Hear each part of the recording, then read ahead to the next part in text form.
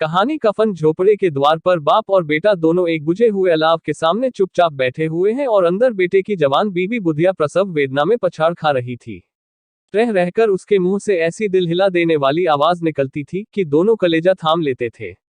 जाड़ों की रात थी, प्रकृति सन्नाटे में डूबी हुई, सारा गांव अंधकार में लय हो गया था। घीसू ने कहा, मालूम होता है बचेगी नहीं। सारा दिन दौड़ते हो गया, जा देख तो आ। माधव चिकर बोला, मरना ही तो है, जल्दी मर क्यों नहीं जाती, देखकर क्या करूं, तू बड़ा बेदर्द है बे। साल भर जिसके साथ सुख चैन से रहा, उसी के साथ इतनी बेवफाई। तो मुझसे तो उसका तड़पना और हाथ पांव पटकना नहीं देखा जाता। चमारों का कुनबा था और सारे गांव में बदनाम। घीसू एक दिन काम करता तो 3 दिन आराम करता। माधव इतना कामचोर था कि आध घंटे काम करता तो घंटे भर चिलम पीता। इसलिए उन्हें कहीं मजदूरी नहीं मिलती थी। घर में मुट्ठी भर भी अनाज मौजूद हो तो उनके लिए काम करने की कसम थी। जब 2-4 फाके हो जाते तो घीसू पेड़ पर चक्कर लकड़ियां तोड़ लाता और माधव बाजार से बेच लाता, और जब तक वह पैसे रहते दोनों इधर उधर मारे मारे फिरते। गांव में काम की कमी न थी। किसानों का गांव था, मेहनती आदमी के लिए 50 काम थे। मगर इन दोनों को उसी वक्त बुलाते जब 2 आदमियों से एक का काम पाकर भी संतोष कर लेने के सिवा और कोई चारा न होता। अगर दोनों साधु होते तो उन्हें संतोष और धैर्य के लिए संयम और नियम की बिल्कुल जरूरत न होती। यह तो इनकी प्रकृति थी। विचित्र जीवन था इनका। घर में मिट्टी के 2-4 बर्तन के सिवा कोई संपत्ति नहीं। फटे चिथड़ों से अपनी नग्नता को ढांके हुए जिए जाते थे। संसार की चिंताओं से मुक्त, कर्ज से लदे हुए। गालियां भी खाते, मार भी खाते, मगर कोई गम नहीं। दिन इतने की वसूली की बिल्कुल आशा न रहने पर भी लोग इन्हें कुछ न कुछ कर्ज दे देते थे। मटर आलू की फसल में दूसरों के खेतों से मटर या आलू उखाड़ लाते और भून भान कर खा लेते, या 10-5 ऊख उखाड़ लाते और रात को चूसते। घीसू ने इसी आकाश वृत्ति से 60 साल की उम्र काट दी और माधव भी सपूत बेटे की तरह बाप ही के पद चिन्हों पर चल रहा था, बल्कि उसका नाम और भी उजागर कर रहा था। इस वक्त भी दोनों अलाव के सामने बैठकर आलू भून रहे थे, जो कि किसी खेत से खोद लाए थे। घीसू की स्त्री का तो बहुत दिन हुए देहांत हो गया था। माधव का ब्याह पिछले साल हुआ था। जब से यह औरत आई थी, उसने इस खानदान में व्यवस्था की नींव डाली थी और इन दोनों बेगैरतों का दोजख भरती रहती थी। जब से वह आई, यह दोनों और भी आरा मतलब हो गए थे, बल्कि कुछ भी लगे थे। कोई कार्य करने को बुलाता तो निर्ब्याज भाव से दुगुनी मजदूरी मांगते। वही औरत आज प्रसव वेदना से मर रही थी और यह दोनों इसी इंतजार में थे कि वह मर जाए तो आराम से सोए। घीसू ने आलू निकालकर छीलते हुए कहा, जाकर देख तो, क्या दशा है उसकी, चुड़ैल का फिसाद होगा, और क्या, यहाँ तो ओझा भी 1 रुपया मांगता है। माधव को भय था कि वह कोठरी में गया तो घीसू आलूओं का बड़ा भाग साफ कर देगा। बोला, मुझे वहां जाते डर लगता है। डर किस बात का है, मैं तो यहाँ हूं ही। तो तुम ही जाकर देखो ना। मेरी औरत जब मरी थी तो मैं 3 दिन तक उसके पास से हिला तक नहीं, और फिर मुझसे ले जाएगी कि नहीं। जिसका कभी मुंह नहीं देखा, आज उसका उघड़ा हुआ बदन देखूं। उसे तन की सुध भी तो न होगी, मुझे देख लेगी तो खुलकर हाथ पांव भी न पटक सकेगी। मैं सोचता हूं कोई बाल बच्चा हुआ तो क्या होगा, सौंठ, गुड़, तेल कुछ भी तो नहीं है घर में। सब कुछ आ जाएगा, भगवान दे तो। जो लोग अभी 1 पैसा नहीं दे रहे हैं, वे ही कल बुलाकर रुपये देंगे। मेरे 9 लड़के हुए, घर में कभी कुछ न था, मगर भगवान ने किसी न किसी तरह बेड़ा पार ही लगाया। जिस समाज में रात दिन मेहनत करने वालों की हालत उनकी हालत से कुछ बहुत अच्छी न थी, और किसानों के मुकाबले में वे लोग जो किसानों की दुर्बलताओं से लाभ उठाना जानते थे, कहीं ज्यादा संपन्न थे, वहां इस तरह की मनोवृत्ति का पैदा हो जाना कोई अचरज की बात न थी। हम तो कहेंगे, घीसू किसानों से कहीं ज्यादा विचारवान था और किसानों के विचार शून्य समूह में शामिल होने के बदले बैठकबाजों की कुत्सित मंडली में जा मिला था। हाँ, उसमें यह शक्ति न थी कि बैठकबाजों के नियम और नीति का पालन करता।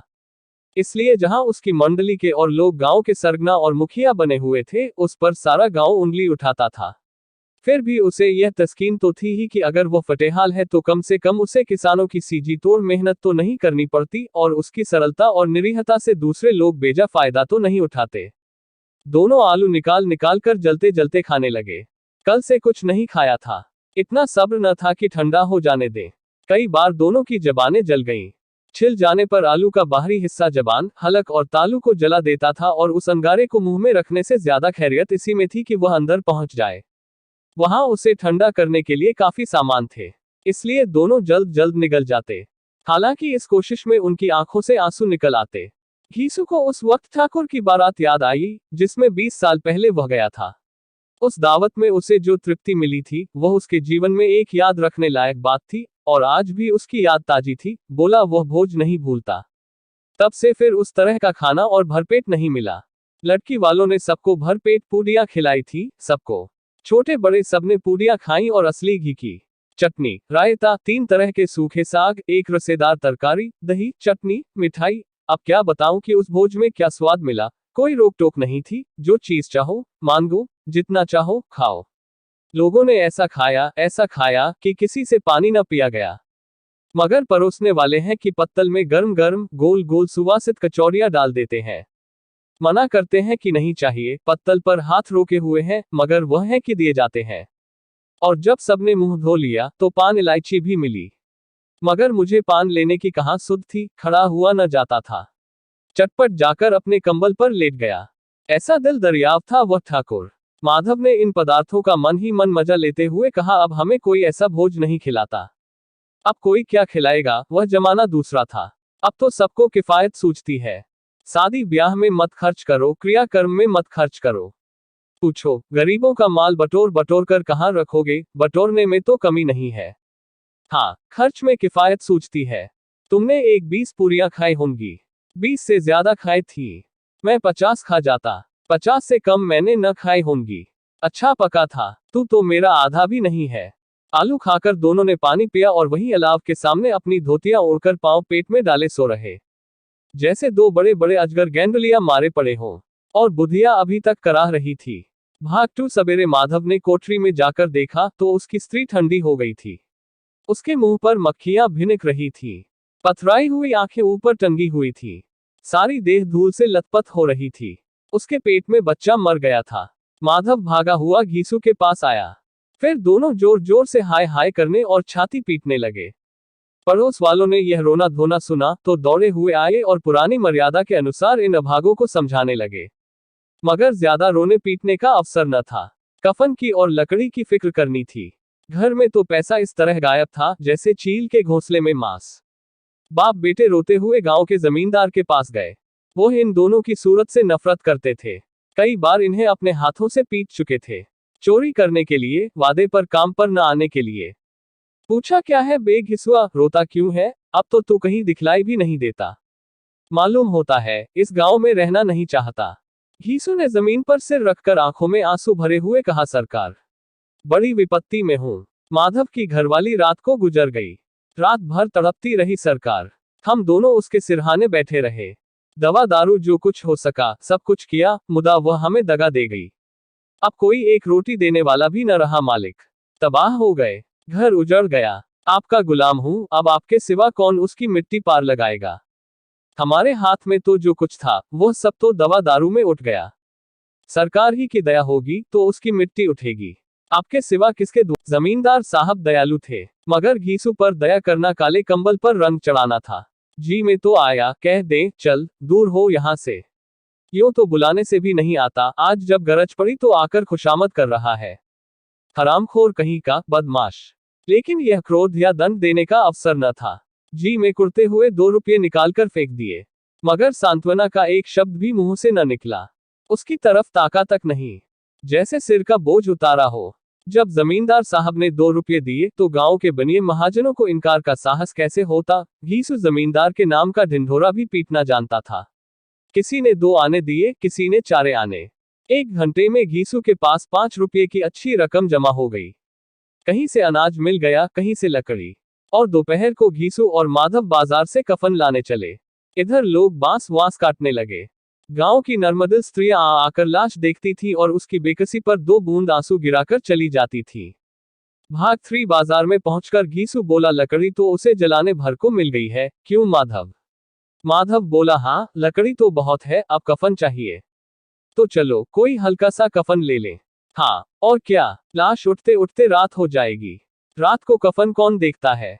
कैसा बुरा रिवाज है कि जिसे जीते जी तन ढांकने को चिथड़ा भी ना मिले, उसे मरने पर नया कफन चाहिए। कफन लाश के साथ जल ही तो जाता है। और क्या रखा रहता है? यही 5 रुपये पहले मिलते तो कुछ दवा दारू कर लेते। दोनों एक दूसरे के मन की बात ताड़ रहे थे। बाजार में इधर उधर घूमते रहे। कभी इस बजाज की दुकान पर गए, कभी उसकी दुकान पर। तरह तरह के कपड़े, रेशमी और सूती देखे, मगर कुछ जचा नहीं। यहां तक कि शाम हो गई। तब दोनों न जाने किस दैवी प्रेरणा से एक मधुशाला के सामने जा पहुंचे और जैसे किसी पूर्व निश्चित व्यवस्था से अंदर चले गए। वहां जरा देर तक दोनों असमंजस में खड़े रहे। फिर घीसू ने गद्दी के सामने जाकर कहा, साहू जी, एक बोतल हमें भी देना। उसके बाद कुछ चिखौना आया, तली हुई मछली आई और दोनों बरामदे में बैठकर शांतिपूर्वक पीने लगे। कई कुज्जियां ताबड़तोड़ पीने के बाद दोनों सरूर में आ गए। घीसू बोला, कफन लगाने से क्या मिलता, आखिर जल ही तो जाता, कुछ बहू के साथ तो न जाता। माधव आसमान की तरफ देखकर बोला, मानो देवताओं को अपनी निष्पापता का साक्षी बना रहा हो। दुनिया का दस्तूर है, नहीं लोग बावनों को हजारों रुपये क्यों दे देते हैं, कौन देखता है परलोक में मिलता है या नहीं। बड़े आदमियों के पास धन है फूंक के, हमारे पास फूंकने को क्या है। लेकिन लोगों को जवाब क्या दोगे, लोग पूछेंगे नहीं कफन कहाँ है। घीसू हंसा, अबे कह देंगे कि रुपये कमर से खिसक गए, बहुत ढूंढा मिले नहीं। लोगों को विश्वास न आएगा, लेकिन फिर वही रुपये देंगे। माधव भी हंसा इस अनपेक्षित सौभाग्य पर। बोला, बड़ी अच्छी थी बेचारी, मरी तो खूब खिला पिलाकर, आधी बोतल से ज्यादा उड़ गई। घीसू ने 2 सेर पूड़ियां मंगाए, चटनी, अचार, कलेजिया। शराब खाने के सामने ही दुकान थी। माधव लपक कर 2 पत्तलों में सारे सामान ले आया। पूरा 1.5 रुपया खर्च हो गया, सिर्फ थोड़े से पैसे बच रहे। दोनों इस वक्त इस शान में बैठे पूड़ियां खा रहे थे जैसे जंगल में कोई शेर अपना शिकार उड़ा रहा हो। न जवाबदेही का खौफ था, न बदनामी की फिक्र। इन सब भावनाओं को उन्होंने बहुत पहले ही जीत लिया था। घीसू दार्शनिक भाव से बोला, हमारी आत्मा प्रसन्न हो रही है तो क्या उसे पुण्य होगा। माधव ने श्रद्धा से सिर झुकाकर तस्दीक की, जरूर से जरूर होगा। भगवान, तुम अंतर्यामी हो, उसे बैकुंठ ले जाना। हम दोनों हृदय से आशीर्वाद दे रहे हैं। आज जो भोजन मिला वह कभी उम्र भर न मिला था। एक क्षण के बाद माधव के मन में एक शंका जागी। बोला, क्यों दादा, हम लोग भी एक न एक दिन वहां जाएंगे ही। घीसू ने इस भोले भाले सवाल का कुछ उत्तर न दिया। वह परलोक की बातें सोचकर इस आनंद में बाधा न डालना चाहता था। जो वहां हम लोगों से पूछे कि तुमने हमें कफन क्यों नहीं दिया तो क्या कहोगे। कहेंगे तुम्हारा सिर। पूछेगी तो जरूर, तू कैसे जानता है कि उसे कफन न मिलेगा, तू मुझे ऐसा गधा समझता है। 60 साल क्या दुनिया में घास खोदता रहा हूं, उसको कफन मिलेगा और बहुत अच्छा मिलेगा। माधव को विश्वास न आया। बोला, कौन देगा, रुपये तो तुमने चट कर दिए। वो तो मुझसे पूछेगी, उसकी मांग में तो सेंदूर मैंने डाला था। कौन देगा, बताते क्यों नहीं। वही लोग देंगे जिन्होंने अब की दिया। हाँ, अब की रुपये हमारे हाथ। ज्यों ज्यों अंधेरा बढ़ता था और सितारों की चमक तेज होती थी, मधुशाला की रौनक भी बढ़ती जाती थी। कोई गाता था, कोई डींग मारता था, कोई अपने संगी के गले लिपटा जाता था, कोई अपने दोस्त के मुंह में कुल्हड़ लगाए देता था। वहां के वातावरण में सरूर था, हवा में नशा। कितने तो यहां आकर एक चुल्लू में मस्त हो जाते थे। शराब से ज्यादा यहाँ की हवा उन पर नशा करती थी। जीवन की बाधाएं यहाँ खींच लाती थी और कुछ देर के लिए यह भूल जाते थे कि वे जीते हैं या मरते हैं, या न जीते हैं न मरते हैं। और यह दोनों बाप बेटे अब भी मजे ले लेकर चुस्कियां ले रहे थे। सबकी निगाहें इनकी ओर जमी हुई थी। दोनों कितने भाग्य के बली हैं। पूरी बोतल बीच में है। भरपेट खाकर माधव ने बची हुई पूड़ियों का पत्तल उठाकर एक भिखारी को दे दिया, जो खड़ा इनकी ओर भूखी आंखों से देख रहा था और देने के गौरव, आनंद और उल्लास का अपने जीवन में पहली बार अनुभव किया। घीसू ने कहा, ले जा, खूब खा और आशीर्वाद दे। जिसकी कमाई है वह तो मर गई, मगर तेरा आशीर्वाद उसे जरूर पहुंचेगा। रोए रोए से आशीर्वाद दो, बड़ी गाड़ी कमाई के पैसे हैं। माधव ने फिर आसमान की तरफ देखकर कहा, वह बैकुंठ में जाएगी दादा, बैकुंठ की रानी बनेगी। घीसू खड़ा हो गया और जैसे उल्लास की लहरों में तैरता हुआ बोला, हाँ बेटा, बैकुंठ में जाएगी। किसी को सताया नहीं, किसी को दबाया नहीं। मरते मरते हमारी जिंदगी की सबसे बड़ी लालसा पूरी कर गई।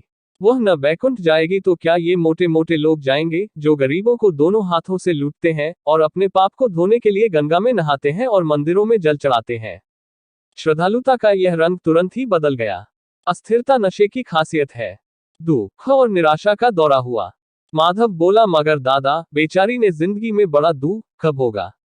कितना दुख झेलकर मरी।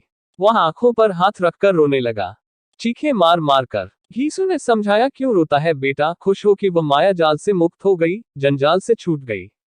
बड़ी भाग्यवान थी जो इतनी जल्द माया मोह के बंधन तोड़ दिए। और दोनों खड़े होकर गाने लगे, ठगिनी क्यों नैना झमकावे। ठगिनी। पियक्कड़ों की आंखें इनकी ओर लगी हुई थी और यह दोनों अपने दिल में मस्त गाए जाते थे।